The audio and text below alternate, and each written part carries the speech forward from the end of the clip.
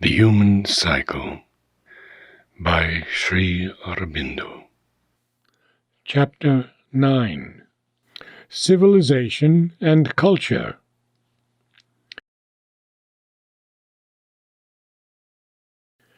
Nature starts from matter, develops out of it its hidden life, releases out of involution in life all the crude material of mind, and, when she is ready, turns mind upon itself, and upon life and matter, in a great mental effort to understand all three in their phenomena, their obvious action, their secret laws, their normal and abnormal possibilities and powers, so that they may be turned to the richest account, used in the best and most harmonious way, elevated to their highest as well as extended to their widest potential aims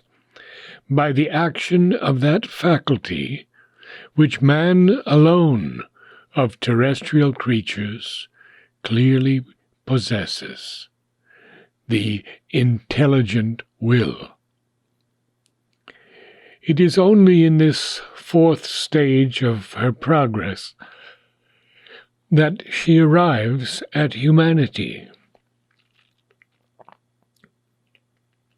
The atoms and the elements organize brute matter. The plant develops the living being. The animal prepares and brings to a certain kind of mechanical organization the crude material of mind. But the last work of all, the knowledge and control of all these things, and self-knowledge and self-control, that has been reserved for man, nature's mental being. That he may better do the work she has given him, she compels him to repeat physically and, to some extent, mentally, stages of her animal evolution, and, even when he is in possession of his mental being, she induces him continually to dwell with an interest and even a kind of absorption upon matter and life, and his own body and vital existence. This is necessary to the largeness of her purpose in him. His first natural absorption in the body and the life is narrow and unintelligent. As his intelligence and mental force increase, he disengages himself to some extent, is able to mount higher, but is still tied to his vital and material roots by need and desire, and has to return upon them with a larger curiosity, a greater power of utilization, a more and more highly mental, and, in the end, a more and more spiritual aim in the return. For his cycles are circles of a growing but still imperfect harmony and synthesis, and she brings him back violently to her original principles, sometimes even to something like her earlier conditions, so that he may start afresh on a larger curve of progress and self-fulfillment.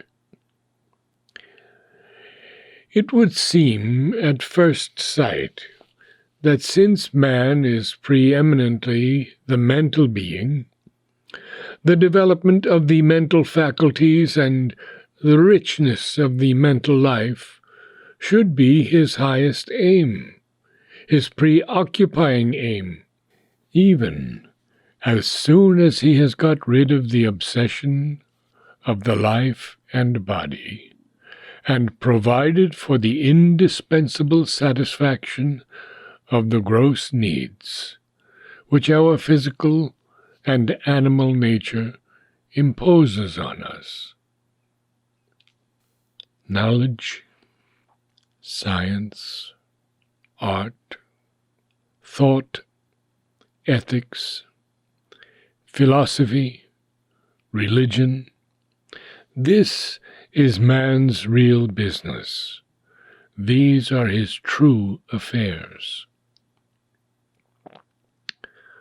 To be is for him not merely to be born, grow up, marry, get his livelihood, support a family, and then die.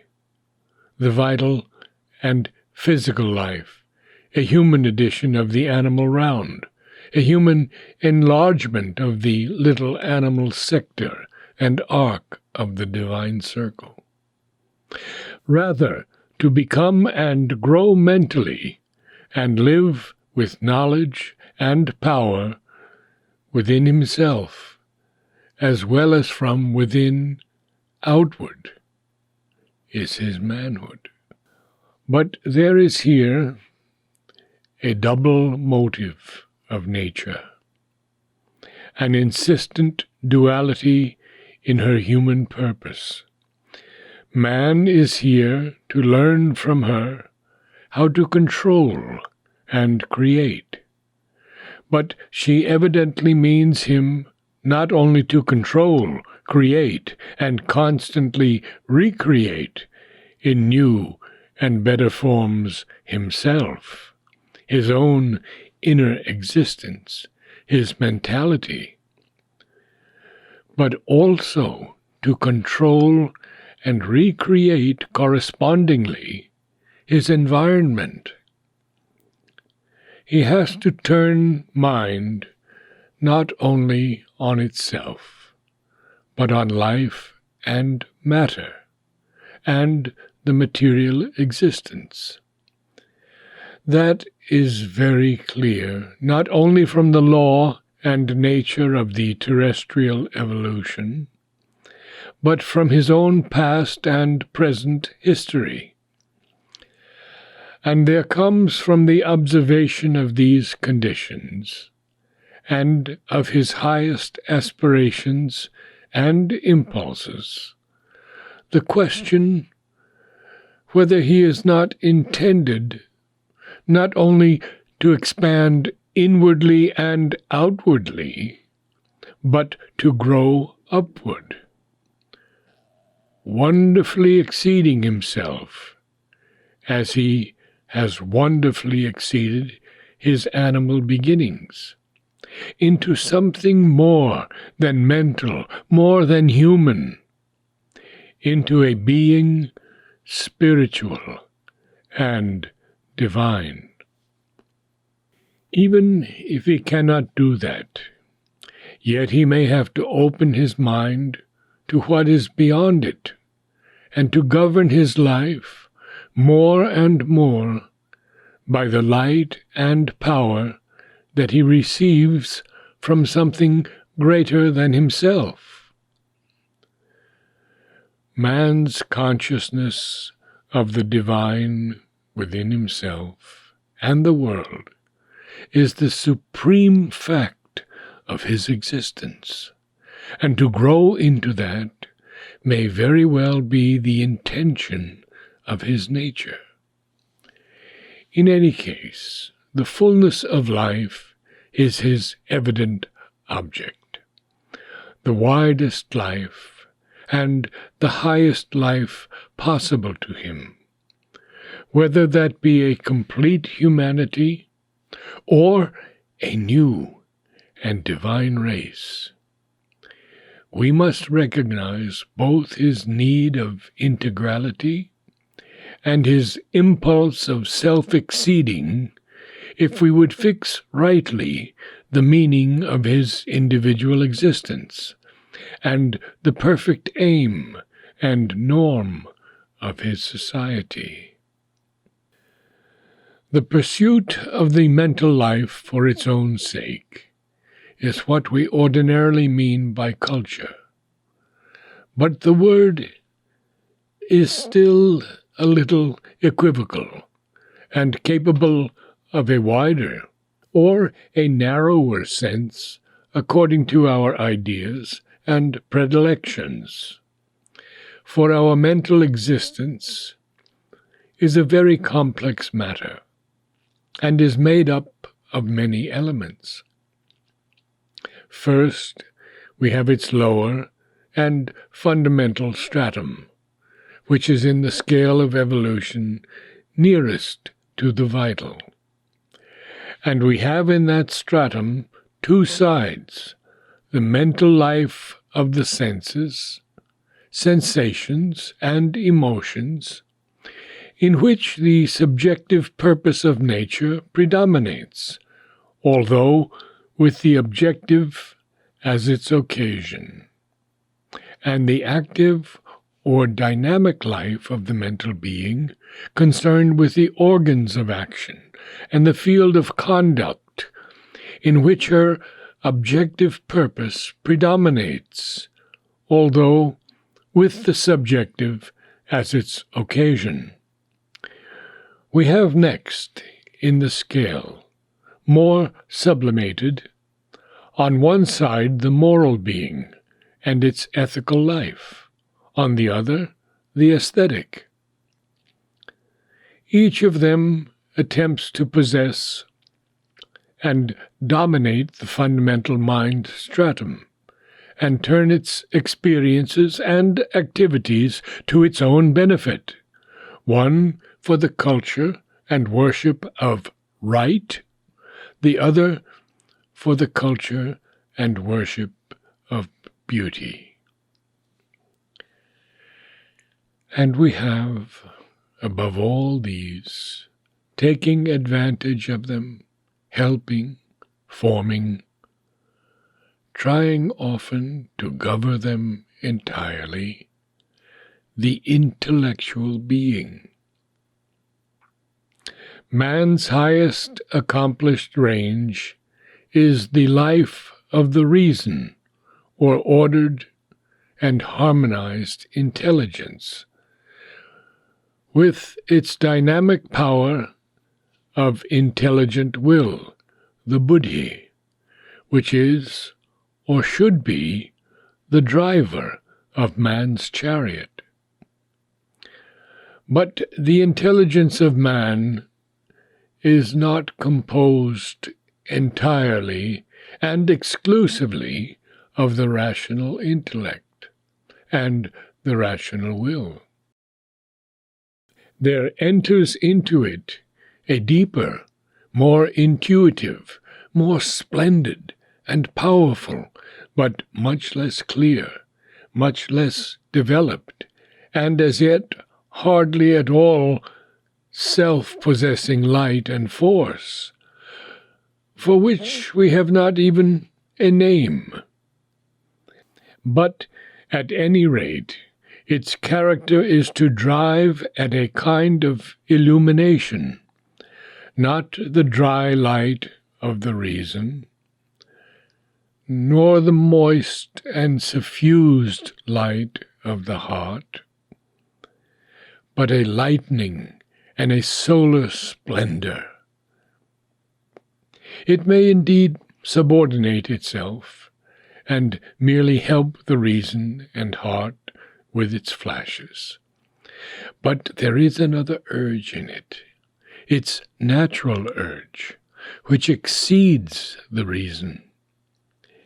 It tries to illuminate the intellectual being, to illuminate the ethical and aesthetic, to illuminate the emotional and the active, to illuminate even the senses and the sensations. It offers, in words of revelation, It unveils as if by lightning flashes. It shows in a sort of mystic or psychic glamour, or brings out into a settled, but for mental man, almost a supernatural light, a truth greater and truer than the knowledge given by reason and science, a right larger and more divine than the moralist's scheme of virtues, a beauty more profound, universal, and entrancing than the sensuous or imaginative beauty worshipped by the artist, a joy and divine sensibility which leaves the ordinary emotions poor and pallid, a sense beyond the senses and sensations, the possibility of a diviner life and action, which man's ordinary conduct of life hides away from his impulses and from his vision. Very various, very fragmentary, often very confused and misleading are its effects upon all the lower members, from the reason downward.